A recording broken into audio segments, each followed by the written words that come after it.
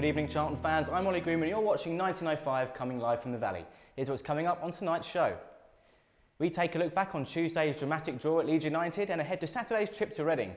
We also hear from Bob Peters, whose pre-match press conference was earlier today, and we're delighted to be joined live in the studio by former Charlton defender and current chief scout Phil Chapple and Matchday Live commentator Peter Finch. Good evening, even. Good afternoon. Don't forget you can send in your questions on Twitter using the hashtag CFC1905. You can comment on our Facebook page or you can leave some comments on the right hand side if you're watching live. So Phil, welcome first of all. Thank you. We'll get right into it. Let's talk about your career at Charlton. You came here in 1993, you spent 5 years. What do you remember about your time at the start in 93? It was my first visit to the Valley, and I know that the infamous terrace on the far side, or sorry, infamous, but the famous terrace on the far side, I've never even seen, and fortunately enough it hadn't been dug up at that stage, so I walked out the dressing room. This was my first place, it was the pre-season photo day. It was early August before the Saturday game, so I didn't go to the training ground. I came here, and I walked out of the dressing rooms, or the porta cabins as then were, and sort of looked at the pitch, and then just looked up and up and up and up and up at the terrace, you know. And so I'm glad it hadn't been dug up at that stage. So that was my first view of the Valley itself. Small London club, I think. You know, when I say small. In terms of a London club, I expect it to be quite big and not necessarily not that friendly. But I'd come from provincial clubs. Norwich was my first, Cambridge was my second. You can imagine. So coming down here, but I didn't think it was any different. You know, the people here were very friendly. It was a very close feel about the club. Obviously, they'd only been back at the Valley the 9 months, and that had sort of galvanised everyone that had that feel about it.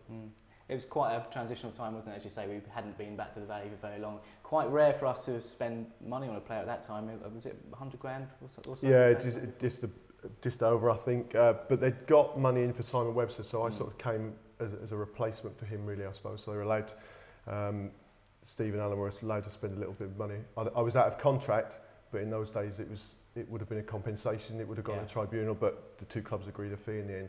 And I came at the same time as Alan McCleary. And I think they spent money on Mark Robson that year as well, later on that season. When you arrived at the club, were there targets set? Was the discussions about this is where we want to be by the end of the season? No, I don't remember any. I think that it was, you know, the previous season, Charlton had always been okay in that division, but not knocking at the door at the top. And I mean, I saw it as a chance to step up. It was obviously a bigger club than Cambridge, but no target set, no preconceived ideas of coming here thinking, you know, we're going to get promoted or anything like that. But the season, or 2/3 of the season, was very, very positive. But obviously we finished a bit flat that year. It's a Charlton trait that was for quite a few years. You came in under Curbishley and Grit. What was their relationship? Well, and that must be strange where you've got joint managers. Yeah, that was. It wasn't strange as such, but it wasn't usual, I suppose you could say. But it was just something we got on with. You know, both players. I mean, I was coming into that situation rather than already having been here under a manager, and then two take over. So just got on with it. Oh, and Kevish, of course, then went solo after a season or two. You had him all the way through your 5 years. What was it like working under someone like Alan Curbishley? Well, we knocked on the top of that division for a bit. In my time here, obviously the first year I was here, I think come the beginning of March that season we were second and in the quarter-final of the FA Cup.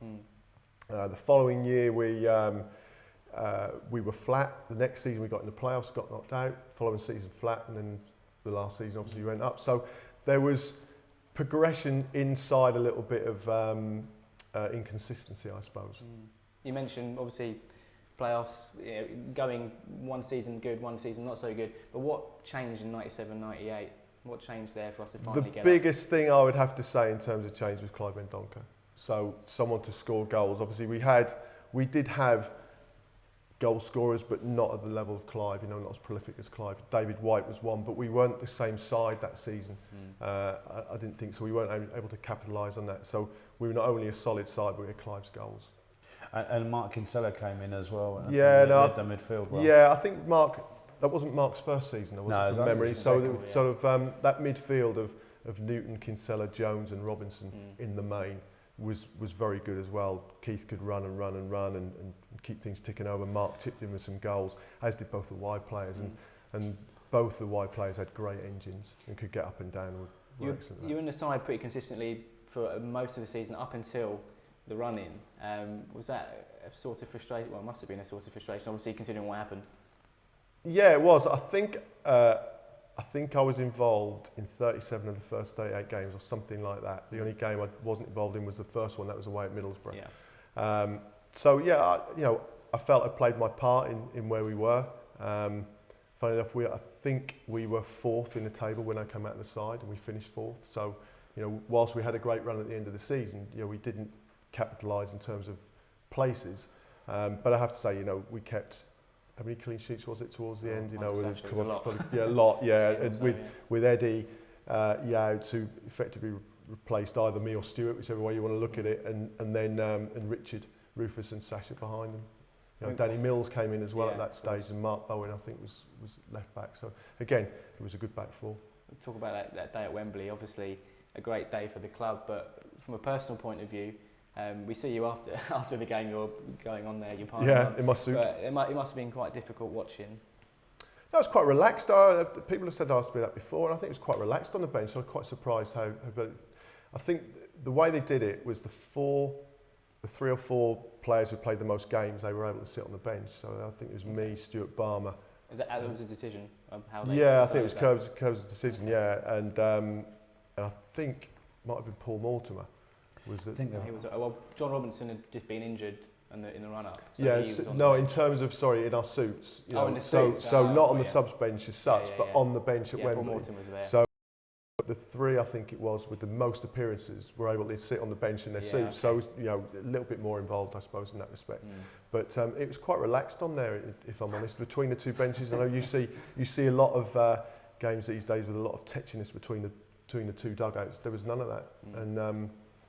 So it was sort of it got nervy towards the end, I suppose, but we got the right result in the end.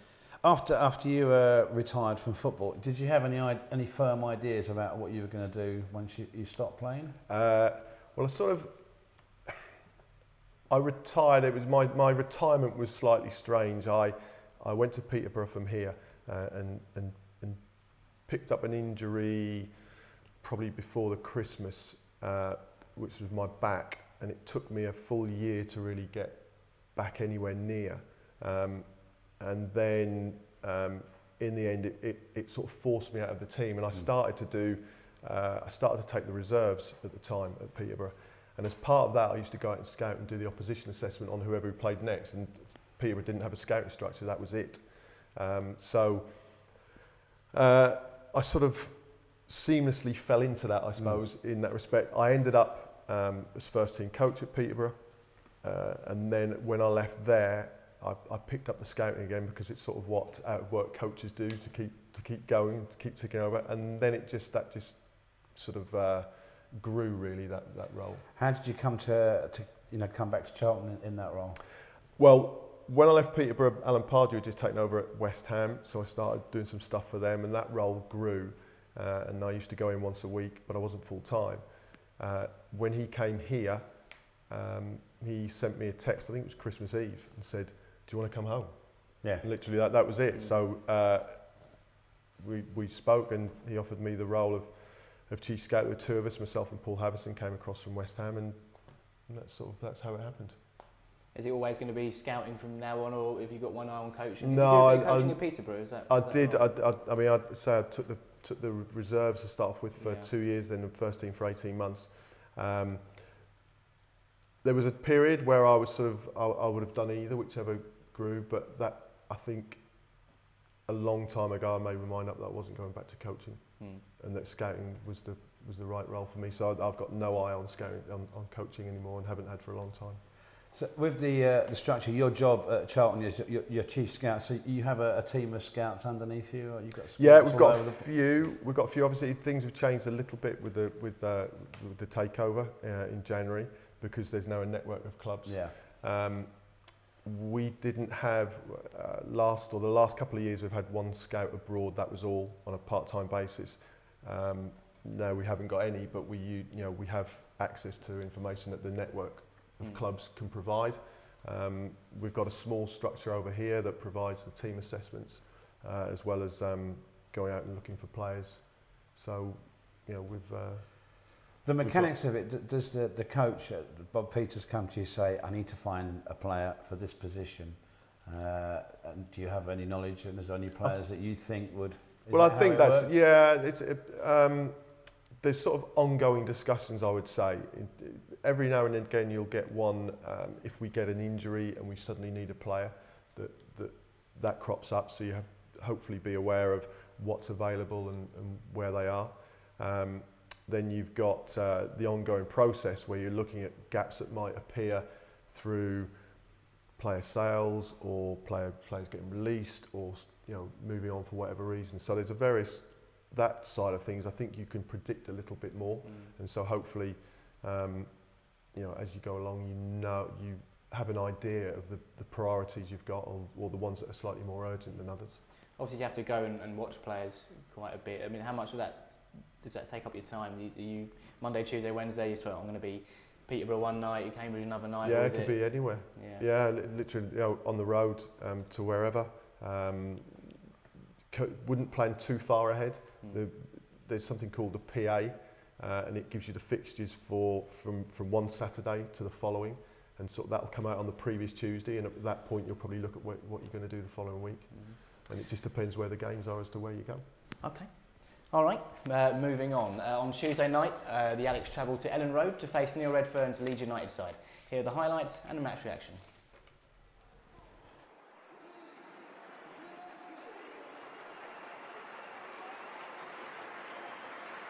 Of column inches on the managerial hot seat at Leeds United. It's Neil Redfern with the position as he goes in search of his first win as permanent Leeds United manager. Never needs a second invitation at getting forward. It's it back here to Bianchi, who gets it across, and Dukara is there to stab it wide. The Senegalese striker on his toe to it. Jackson. Goalkeeper's come a long way, he doesn't get near it. And luckily enough for Leeds United, Warnock was on hand to clear it off the line. Not the best moment for goalkeeper Silvestri. Goalless as the second half is in its early stages. Here is Warnock. Trying to get some space to send it across, he does so. Here is Moat, who gets the shot away and gets the opening goal. Fine finish from outside the penalty area. Dukara just overrunning that one.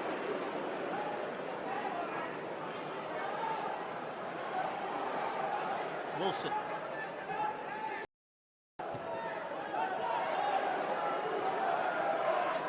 The turn here for Goodmanson. To the left-hand side with Wiggins. Here is Goodmanson again, who's continued his run, and somehow he squirms it in from a tight angle.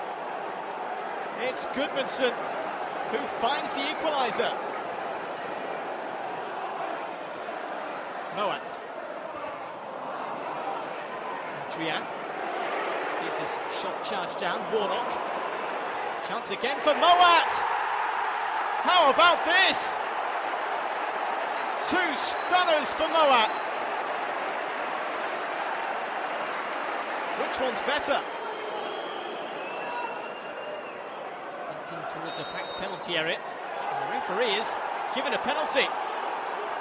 Graham Salisbury saw something, and he's given a yellow card to Belushi. And a chance here for Goodmanson to get his second of the game. Less than 10 minutes to go, and Goodmanson does equalise. Silvestri goes the wrong way, and this one is all square. Moat. It's a poor cross, and that should just about be that. It ends Leeds United 2, Charlton Athletic 2 on a dramatic night at Ellen Road. The first shot they had on target was top corner. Okay, then we fought back, we scored a 1-1. Again, we controlled the game, and a similar goal, I think, top corner, 2 shots on goal, 2 goals. Okay, then the penalty incident, I didn't see it. I was busy because Royce Wiggins was struggling with his toe, so we need to take him off. And then, okay, we scored a 2-2, and then again we were with 10 men because we had already 3 subs used. So that's the situation we're in. At the end, okay, we need to dig deep, and you need to be happy with the point you take away. But it's a situation at this moment where, nothing is really, except of the penalty maybe today, in our advantage. Of course, for me to get 2 goals, I've been injured now for and been coming on and trying to get my fitness back, and it was nice to get the start today. And obviously, good to get the 2. Draw is not good enough for us, I think, today. And I trained only this morning with the team, but all the team made me feel really welcome, so I think it helped a lot. And the manager showed his confidence in me as well, so everything make it easier for me. So there you go, guys. A 2-2 draw, a hard-fought draw, and a good result in the circumstances, I think it's fair to say. Yeah, I think you'd take a 2-2 draw away from Leeds, but I think you might look at the goals and think could have done a bit better, I think, at the back, possibly. Yeah, well, they're 2 very good goals, aren't they? You can't take anything away from the finishes. But he's got time to take the shot, hasn't he? I think Phil will probably in a better position than me, but as being a former defender, he just seems to have. Is it Mount has time? He got both goals. Well, from the first goal especially. The first goal especially. There's a couple of players around him, and there's one just in front of him, and there's one to his side, and I think he's waiting for someone to come out and close him down, and it just doesn't happen. And he's able to pick his spot. I think the second one though is all about Byram's pass to the right. Everyone's expecting that shot to come in, aren't they? They're all preparing themselves for that, and we're backtracking. By the time the shot comes in, there's very little we could do. Very well taken goal, so. Phil, there's a lot of chopping and changing of Leeds since the summer. Do you think it was a difficult game to anticipate going into what we might expect?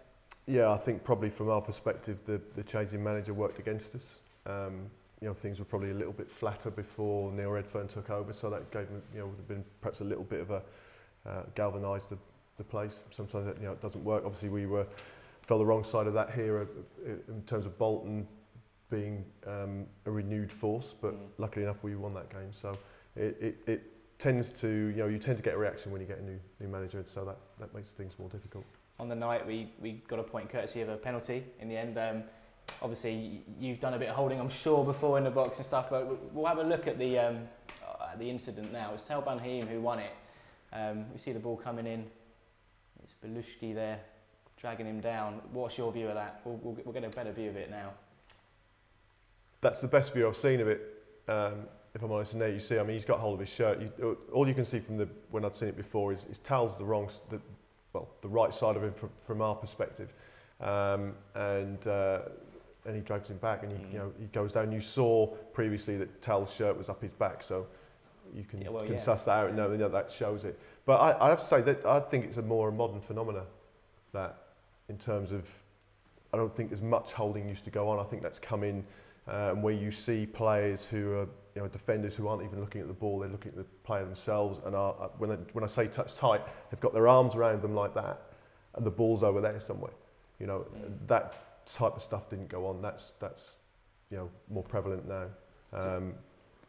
People are asking for trouble, in my opinion. I look at that and think that's poor defending, because you should be able to see the man and the ball when you defend. What do you make of Neil Redfern's comment afterwards? He said, all right, maybe it was a foul, but that happens 100 times in a game, consistency. He's probably right. Obviously there was the Shawcross one, I think it was, wasn't it? And they're highlighting a lot of that now, and I think they'll probably crack down it. But you're spot on. You can give several per game if you're going to give one, and that's going to be the difficult bit. Whether a referee will give several in one game. I guess the point is the foul was given, penalty was given.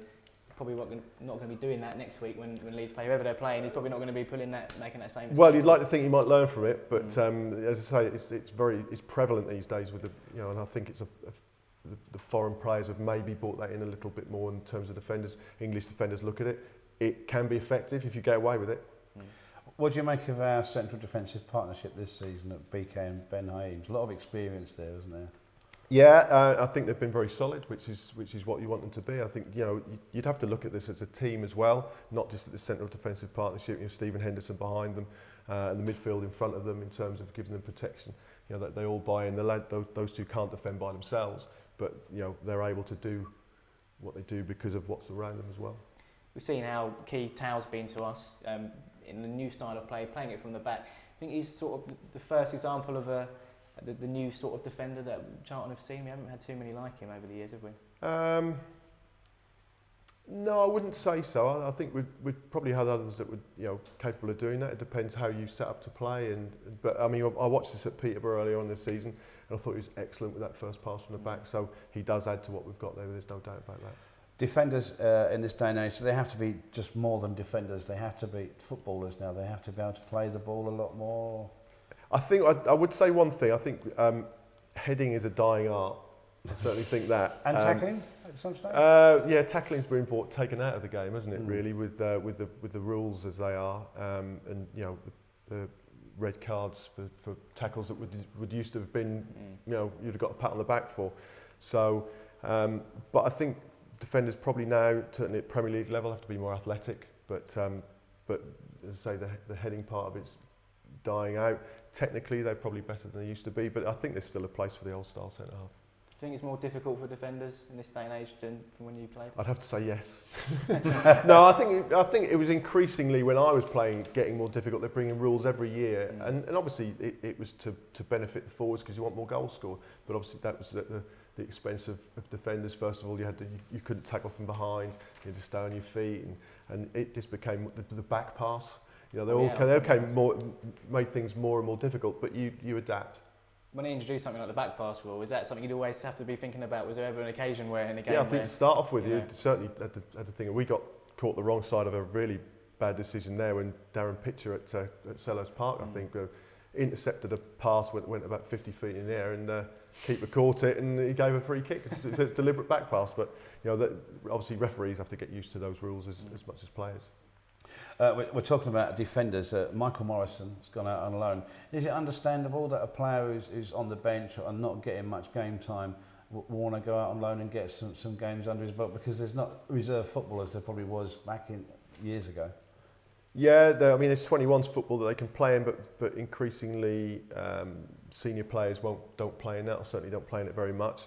I think it's understandable. There was a frustration there that he would wanted to play. An opportunity came up, and it seemed to suit everybody for Michael to go there for a month. So that's worked well, and he's had a good start. It's fair to say that maybe he's had quite a positive impact on them. They had a couple of good results. Gary Rowett's come in, but obviously made a difference as well. But nice the manager might have had something to do with it. Yeah, there's two Charlton connections there. Just lived in Birmingham, So. And I know Gary well from he was at Cambridge when I was there. He started, so I wasn't here with him, but he'll hopefully do a good job there. And as I say, Michael's got the chance to get some football under his belt, and it's it suited everybody. Going back to the tackling, Coquelin, who's on loan from Arsenal, came on and made some superb challenges. And they say it's a dying art, but he seems to have that in his locker, doesn't he? Yeah, no, and maybe the cynical say they haven't really seen that in too much of an Arsenal, an Arsenal team. Maybe there's something that they're lacking, but he's got a lot of power in his game, and he's competitive, and I'm pleased he had a positive debut. The other debutant was on Yewu, obviously, making his debut up front. Was that something you ever had to do as a big defender, let's say? I did. Funny enough, I mentioned that to the boss today as well. But I actually started a game. I actually started 2 games up front. One was away at Sunderland because Carl Lieber and I think Gary Nelson were out injured. I played with Kim Grant there, and we drew 1 each. Set the goal up, and then surprisingly, Curbs kept me in here. For the first half against Bolton, but I dropped back to centre half second when Alan McCleary got injured. So I used to play up front in training, and my goal scoring wasn't too bad, as you've seen. Yeah, we were discussing earlier, but we were sort of better than 1 in 10. I discovered. So. Right, okay. Yeah, just about. I'm reasonably playing on that 1 in 10. Okay. Next up, Bob Peters spoke to the media ahead of Saturday's trip to Reading today, and here are the best bits.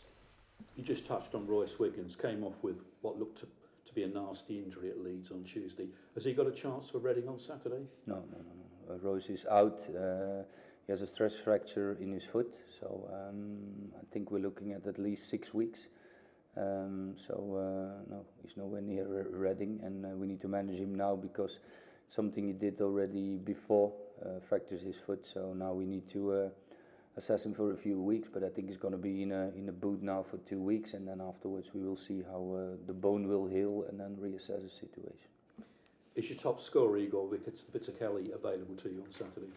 Yes, we managed him against Sheffield and against Leeds. I think he's recovering very well. At this moment he has no reaction on his Achilles. He trained today an hour and a half sharp, so normally available for Saturday. Yeah, I saw the game against Blackpool where they won 3-0. The first goal they scored was an error of the goalkeeper, and that's when the second goal was I think an own goal, and the third one was a penalty. So at that moment you saw that Blackpool was struggling, and Reading needed those 3 points, and then they had another 3 last Tuesday. So I think if you take 6 points out of the last 3 games, and I think you're full of confidence, and it's going to be a for us, and we need to be on the top of our game again to get something out of it, because that's what we try to do every game. But at this moment, except from Bolton, we didn't win. Normally Joe Gomez is back into full fitness. Frederick Bullo trained today, so he might be in the squad. We will see tomorrow if he doesn't have reaction. So except for Royce Wiggins, everybody's back to full fitness, and like I said, with Onyewu and Coquelin, we strengthened the team, and now we have some important weeks ahead after the international break, where we go Saturday to Saturday, and then hopefully everybody can, except for Royce, get really 100% fit, and so the competition within the team is hard as well. I want to sign a striker as well, but at this moment, I think the strikers who are available, I think, or are too expensive, or are not good enough in the squad. I think if you bring in a striker, then you need to take your time and look at the striker, whether he's good enough to come and strengthen us at this moment. So I think we are looking for strikers, no doubt about that. We are looking for some other options as well. But then again, I think if at this moment the strikers who can come on loan are not that good, I think there's no use to bring in a striker. Then you better wait until January and let the scouts do their work to get in a good striker.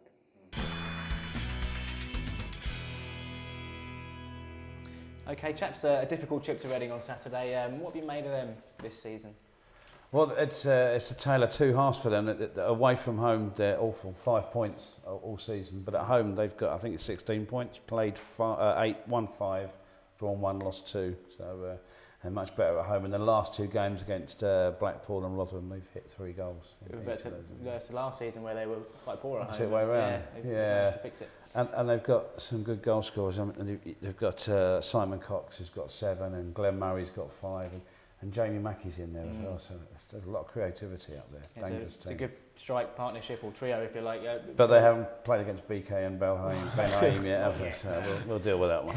Is there a better strike force in the league, do you think, than those 3?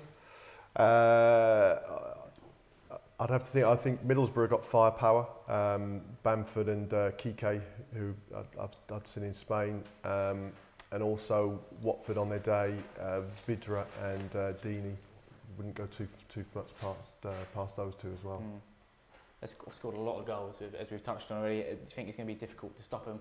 Pete's obviously mentioned Ben Haim and BK. They haven't quite met them, but I mean, is it something we need to look at, really? Obviously. Well, I mean, that's obviously that they're players that have played at some games at higher level. I think maybe Cox hasn't played in the Premiers, but the other 2 have. So I mean, that's certainly where their strength lies. Okay, we can take a look at their last 5 games, see what sort of form they're in. As you can see, they're inconsistent, I think is the word, isn't it? Consistently 3 goals in a game, but not necessarily by them. Looking at that. Well, you look at the last two games, Derby, the first two games of those 5, Derby and Bournemouth, that's no disgrace considering the sort of seasons those two are having. No, they're both up there, but it perhaps tells you that they haven't always got the balance of the side right. They've scored 3 on a couple of occasions, letting 3 on 3 occasions of those 5 games. In Nigel Adkins, they've got a manager who knows his way around the Championship, and he'll be working really hard. Do you think they're in a false position at the moment? Do you think they'll be up there and abouts, because he is pretty decent. He knows what he's doing. I would certainly think from internally they'll probably think they're below where they should be without any question. But that could be said for a lot of clubs in this division. It's such a hard division to call. You can find yourself on the wrong side of the line or the right side of the line without doing a lot different. And I think it's just that sort of division where it's very, very competitive week after week. So in terms of opposition scouting, how detailed are the reports that come back? So will the players be aware, and Bob and all the coaching staff be fully aware of the dangers from set pieces, and is it very detailed? Yeah, we do a couple this year in the build-up of actually scouts going to watch games, but as well as that we have access to ProZone, so we can watch Brett Shaw, the analyst, can watch as many games as he wants, and so he'll watch probably at least 3, maybe more, allied to the reports that come in. The coaching staff, I think this year they've got a little bit of a rota where Guy, Patrick and Damien all take one team at a time, and so they'll watch stuff as well. The set pieces are clipped out. Ben Roberts watches all those, for Stephen Henderson's sake. I mean, all clubs will be very thorough these days like that.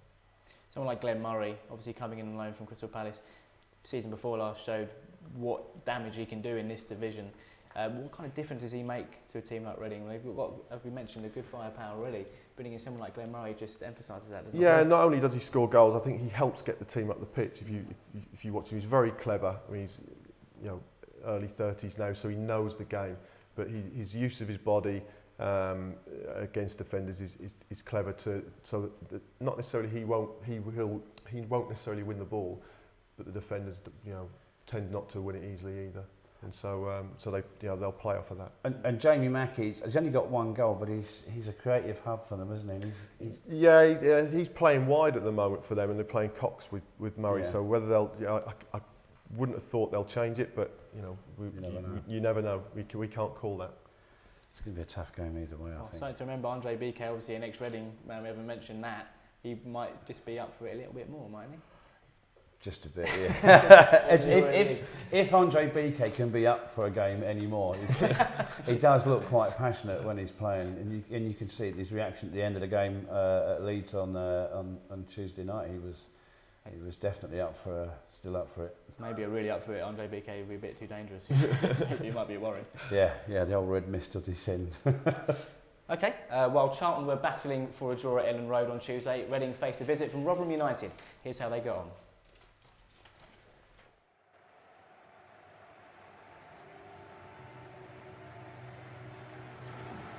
Reading will be hoping to end a run of 4 defeats in their last 5 matches as they host Rotherham United here tonight. The away side, strong recent form, took a knock at the weekend as they suffered a 3-0 defeat to Middlesbrough. As for the Royals, they lost 3-1 to Blackburn Rovers at the weekend. Here's Paul Green. Goes on a run there, Green down the right-hand side, gets it back. Connection on the cross, and there's an early save for Federici. It's been a while since they last faced. Here to the right-hand side, ball sent across, not entirely dealt with. Here is Mackey able to turn, and able to find the net as well. Just before the half-hour mark, Reading take the lead. Mackey, seizing upon it here, driving forward, in towards Cox, and there's the second goal. Clinical from Cox, after good work from Jamie Mackey. Just doubled, and they find a third that would really seal the deal. Mackey take it down, and it comes here to Cox, who's able to turn, and there is that third goal. Well, we have seen some excellent goals tonight.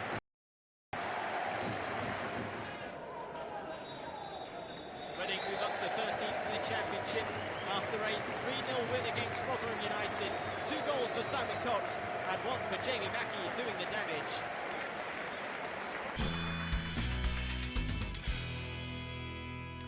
Okay, like Phil, we're going to have some questions now that we've been sent in throughout the week from some fans on Facebook, Twitter, all the usual stuff.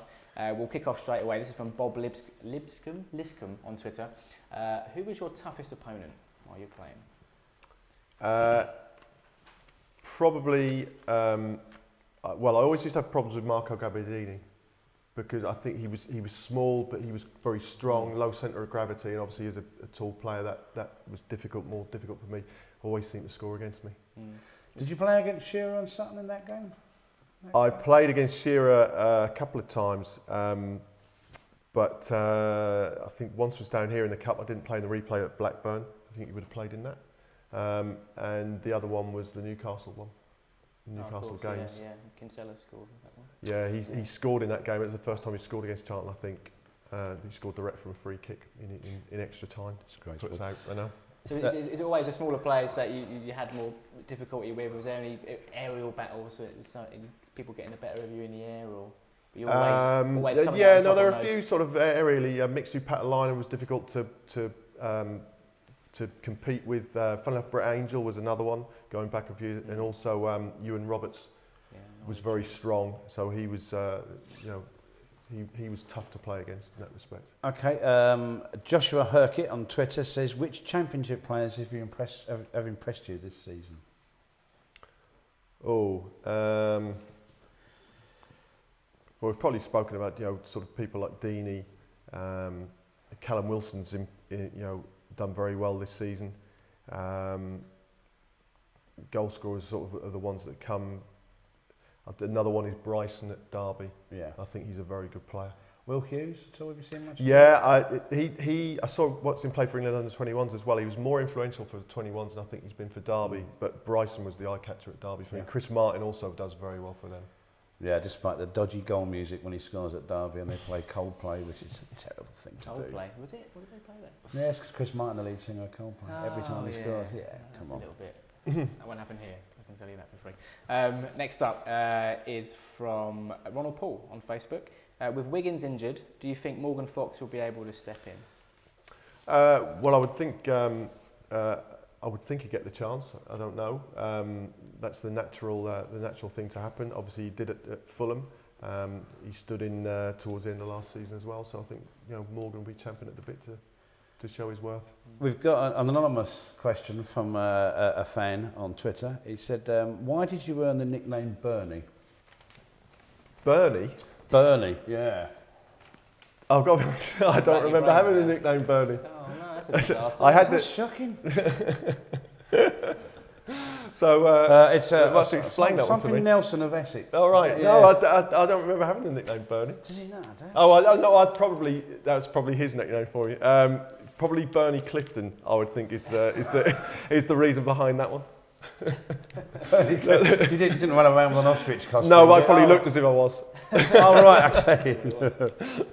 Gary Haynes, who used to work here at the club, alphabetical numbering system under curves. What do you think of it? I think that was my first year here. I came at the other end of that, so all the numbers have been given out, and bizarrely, I'm sure Stuart Balmer was number 1 and Bob Boulder was number 2. Yeah. Why they weren't changed round, I don't know, but I was 23 because I came late, so I just got the one. Absolutely. I just got the one at the end. But you can say you got in there before Beckham. No, I was. Yeah, I think. I was the first famous number 23. There we go. Mark Barnes says, "I want to be a scout." What advice do you have? Just go and watch games. Make notes. Keep records of players that you like, and I would also probably, once you've got used to that, offer your services to someone for nothing, because it's a difficult one to get into if you sort of haven't been in the right environment. But if you offer your services for nothing to a non-league club, for example, you can get in the right circles and meet people and sort of improve. I mean, the chances of getting in as a scout at a professional club is quite limited, because it's usually they'll want information from ex-pro players really who sort of know the game. There are a lot of ex-pros scout. There's also a lot of people that weren't pros, scouts. So it's not an exclusive business, that's for sure. But I think you need some experience prior to coming into the program. On YouTube, one of the questions there, Valley Boy SE7 says your favourite goal in a Charlton shirt. Probably for a couple of reasons. Norwich away when we won 4-0. Yeah, I think we saw that earlier. When Clyde Mendonca scored a hat-trick. Mine was lost in that, but that's my hometown club. I thought it was a cracking header, but obviously it had sort of more personal meaning to me as well, that one. Tom Wallin on Twitter, he said, Phil's the reason I became a fan of Charlton. What is more stressful for you, playing or being a scout? Playing was more stressful, I think, that, in the main.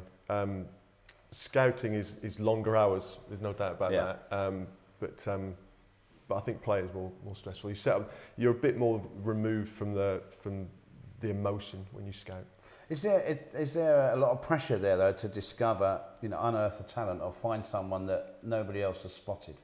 I think where I scout, you're not going to find anyone that no one else has spotted, because they're at a level that people know about them. It's just about judging them correctly and being lucky enough to get be there when timing is everything, and about needing that particular position and being able to buy that particular player when you have the chance, because there's lots there's a lot more no's than yeses, and it's not always to say that you don't like the player.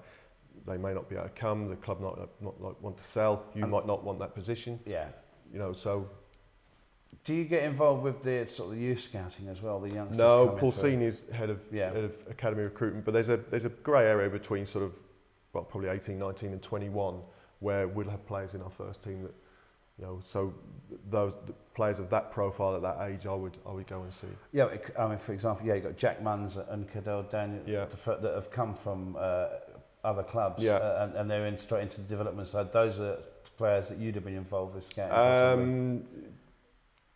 Probably not either of those two. Maybe I was involved with Kevin Feely. Coming over. I'm just trying to think who else. We were involved. Both Paul and I were involved in Zach Anser. So it just depends what the profile of the player is and where we see them fitting into things. Are there any players which you may be particularly proud of, unearthing and have done well here? Is there any you can think of? No, I think there's an overall process that you have that I'm just part of. The manager obviously has a say in things. There'll be players that I've had more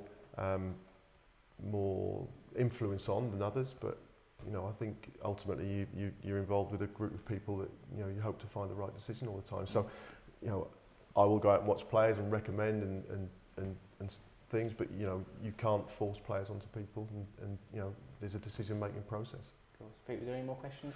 No, I think there was one fan who was saying that roughly how many miles a year do you travel? It must be a huge amount. I probably do about 45,000 in my car, but they're not all to go to games, but I would say that over half of them are. Those motorways are a lonely place on a late night after a game, aren't they? And we've done enough of them as watching. It's tougher actually the night games, because you generally there's no one to catch up with on the phone. Whereas a Saturday afternoon, if you're travelling a long way, you can find someone to ring. Or you can also tune into one of the football shows and hear what's gone on in the day. Yeah. Late night radio's not that good. No, it's not. Okey-doke. Royce Wiggins suffered an injury in Tuesday's clash at Ellen Road. Early today, we caught up with head physio Errol Umit to discuss the extent of the problem. Okay, first thing to talk about, Errol, was the extent of Royce's injury. I understand he had a scan yesterday. How did that go? Obviously it wasn't good news for Royce yesterday. We took him for a scan and consequently saw a specialist after. The scans reveal he's fractured one of the bones in his foot, which is unfortunate for Royce at the moment, because since the time he's been at this club, I think this is his third foot injury, which is going to put him out of the game or the team for potentially the next 4 to 6 weeks. You mentioned it's his third foot injury, sorry.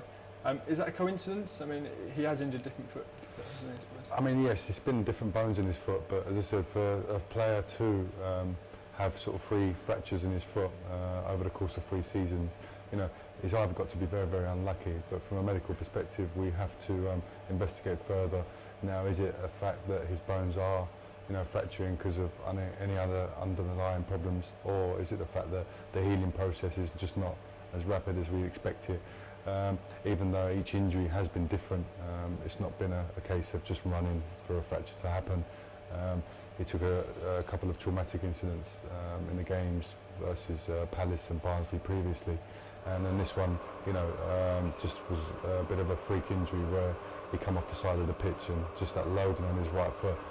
He said he felt the fracture happen, and again, my players will always be the best people to describe their symptoms based on their previous experiences. In terms of recovery, does it help that he's come through that injury before? Yeah, I mean, listen, he's a mentally strong boy, Royce. He's one of my fittest lads that I have in the squad. He works hard, even when he's playing off the field. So, the problem we have is, we have to give Bones time to heal. So, even though he's going to be in a protective boot for the next couple of weeks, he'll still work hard in the swimming pool and on the bike in order to keep his fitness levels up. And again, I hope that if nothing goes wrong, that Bones will generally heal in the next 4 to 6 weeks. You mentioned the boot and the swimming pool. In terms of what Royce is going to be doing over the next few weeks, is that what it looks like for him? Yeah, I mean, as I said, normally I give them 2 or 3 days in order to get their mind set right, in order to, because as footballers they all want to play football. They struggle with coping, that they know they're going to spend quite a bit of time with me over the next 4 to 6 weeks when they just want to be outside playing football. We normally give it 2 or 3 days for the swelling and the pain to settle down, and then normally within the first 3 to 4 days we start bike work, swimming work, pool work, upper body fitness work, in order so we can just keep his muscles and his general upper limb fitness quite high. Okay, so Royce Wiggins looks like he's going to be out for at least 6 weeks with another broken or fractured bone in his foot. It's 3 in 3 years now. 3 years, it's a lot, isn't it?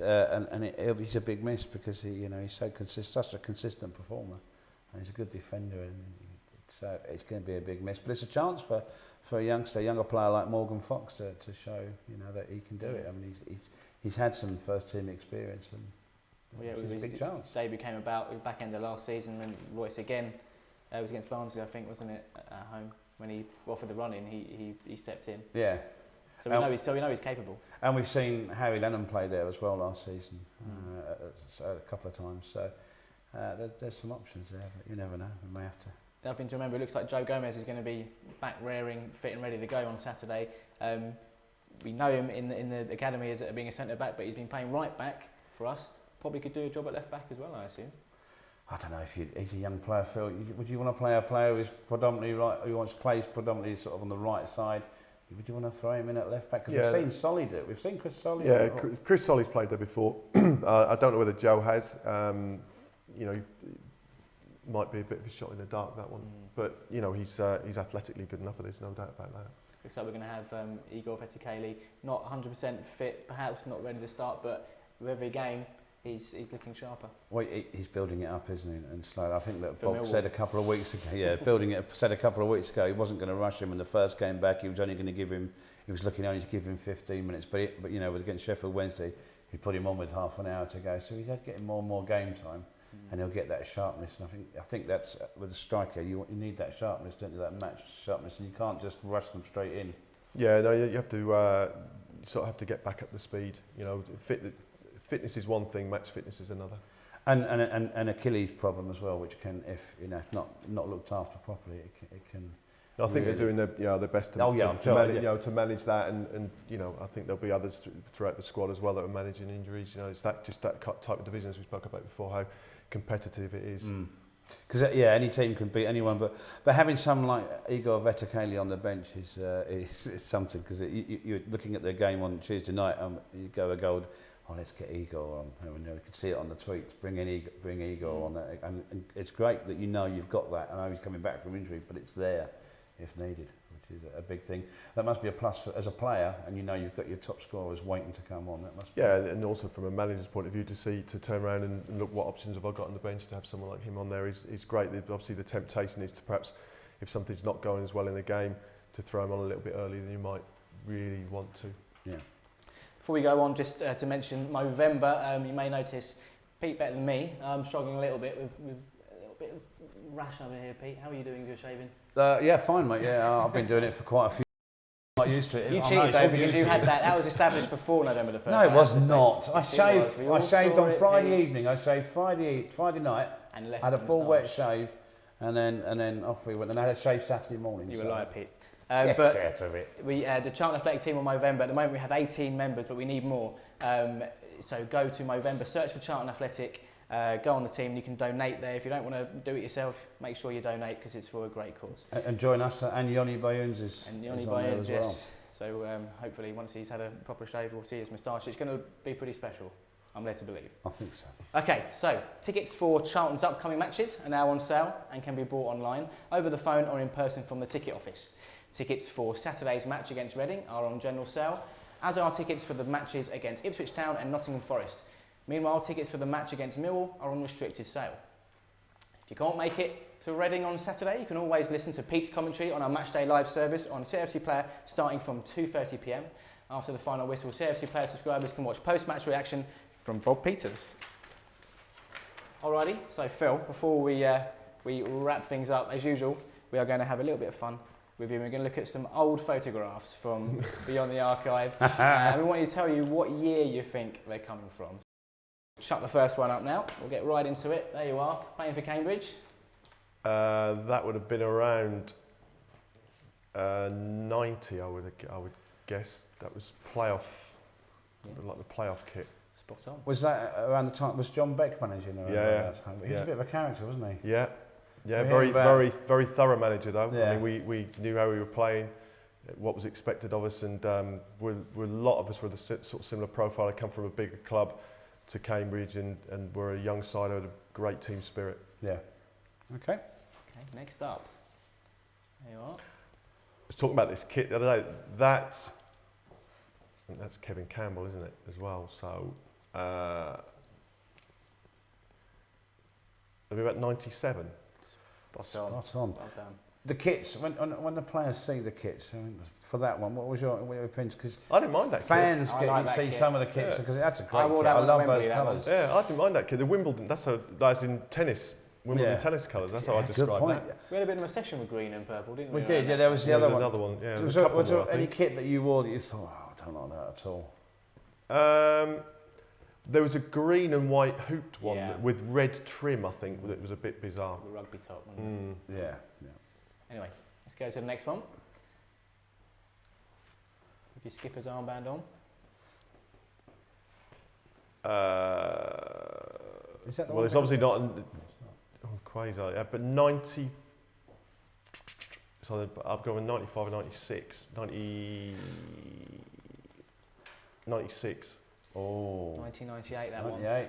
Oh, I didn't So- think you'd throw one in there with the Well, 97 there. That was the home equivalent of the away one. So the that- away. I've got- same collar. That's the playoff season, because we changed the shirt for the playoff, Yeah. didn't we? We went to the new shirt on the playoff final.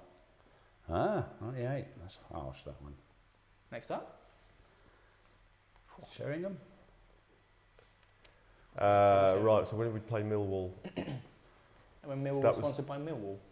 Yeah, that was the FA Cup. That was that was the first sort of big FA Cup.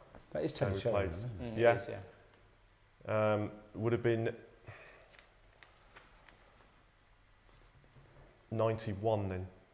1990. We're two at 1990. Okay. 1990, So I thought it was 1990 stroke What 91. was Oh, he that's like? The 1990-91 season. Yeah. We'll give you that Yeah, I think that's a fair point. one. What was Teddy Sheringham 'Cause like to play against? He obviously went. It was on to him and have a big Cascarino career. up front that day. Tough one. So yeah, they were in the first division, we were in the fourth, and we drew at Millwall, either 1-1 or 0-0, and then beat him extra time at home. Wow. So it was a big scalp for us. Yeah. Always good to get a result against Millwall. And finally, we have one last one.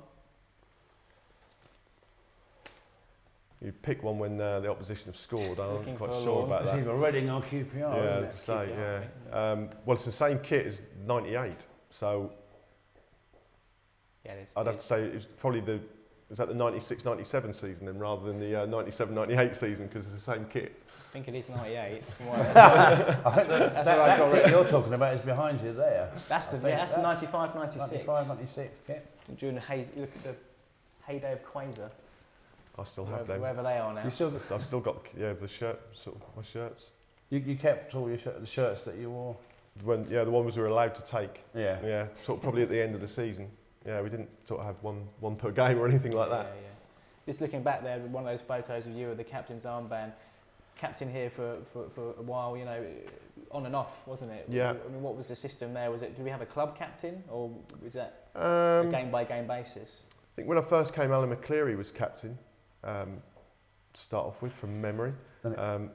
He lost his place later in that first season. Yeah, there was sort of, the pair of us, Stuart Barmer sort of came in, it was like 2 between the 3. That was mostly the case when I was here. Then in later stages, until Eddie came, it was 2 between the 3 of Richard, myself and Stuart.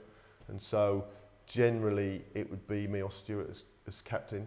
And so if Stuart's coming in to replace Richard, for example, because Richard was injured and I was captain already, I'd keep it, but likewise it was the other way around. So it was good. And then I think probably the latter stages of the 97-98 season, Mark Kinsella took over. Took it and run with it, didn't it, for a few years? It must be a great source of pride, though, to captain your side like that. Yeah, definitely. I think nice to be thought of as captain material, and I think it's pride for anybody to lead a side out. Great. Okay. Before we leave, there's just time for me to thank Phil Chapple and Peter Finch. Thanks, guys, for joining us, and we'll see you at Reading on Saturday. Thanks for joining us. Good night.